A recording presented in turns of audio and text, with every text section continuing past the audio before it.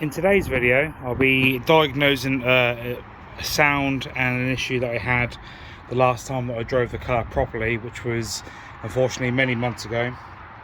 So the last time I drove it, on acceleration there was a slight whine noise, or whine type noise, and it didn't feel like it wanted to boost very well.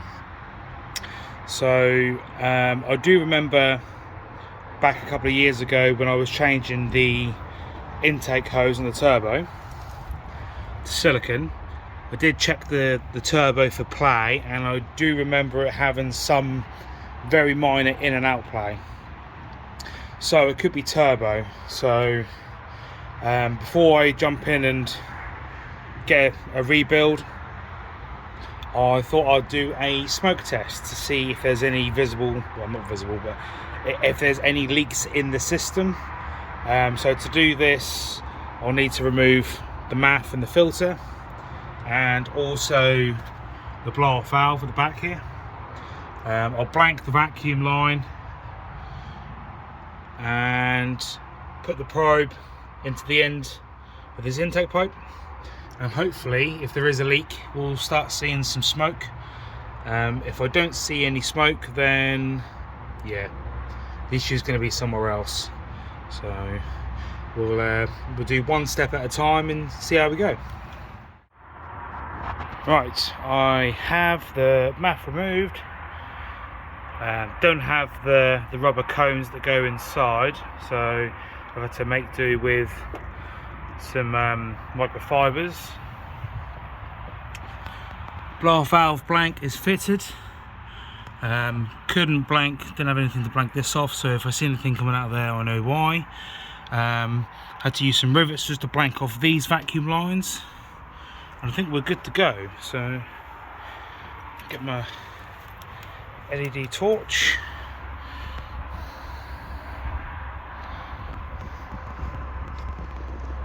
It's a bit windy, so it's a bit tricky to see.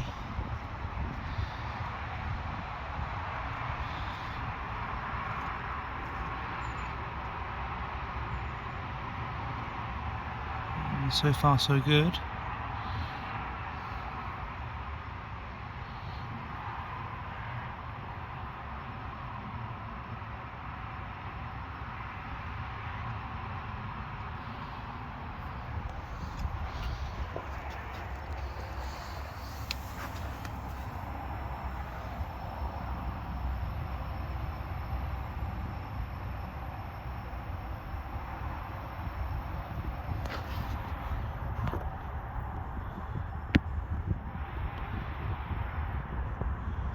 Can't see nothing on the intercooler.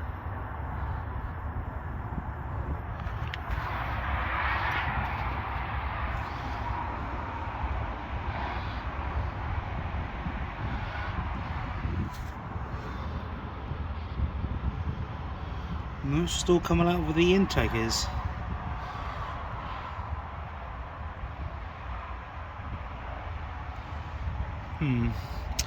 So yeah, could on it, there's some, pick it up, some coming out of that little screw there that I use as a blank.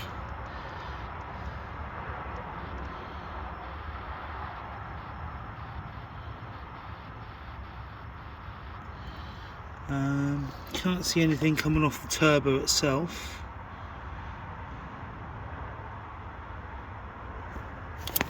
It's really hard to tell with the with that pumping out.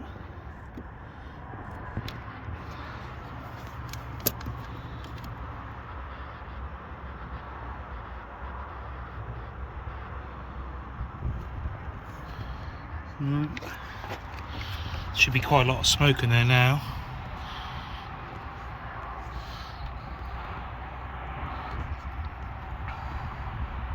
Yeah, you can see it's coming out of that vac port there. It's obviously going to leak around this blank because it's not 100% sealed.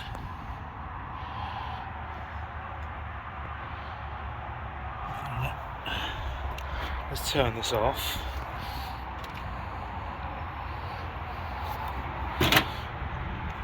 disconnector off the battery.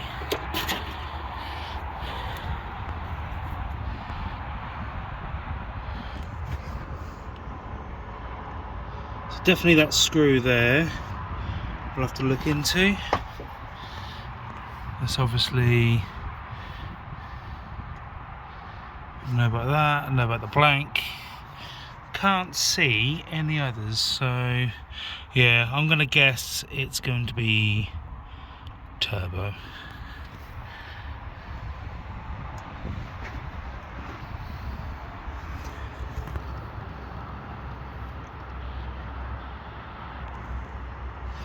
Bugger. Not really what I wanted to find out. I was hoping this was going to be a loose clamp, but yeah. Best I start looking for another turbo then.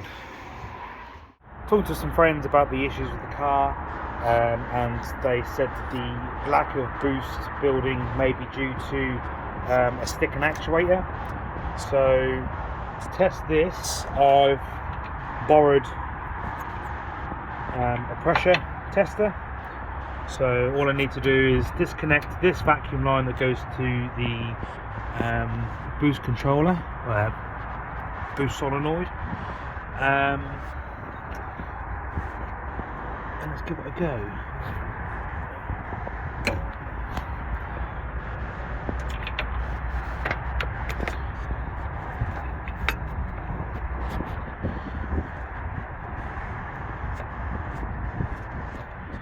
That's that connected.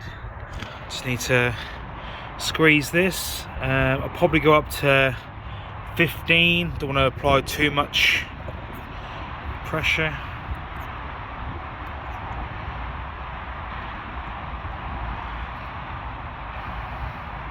Five minutes later.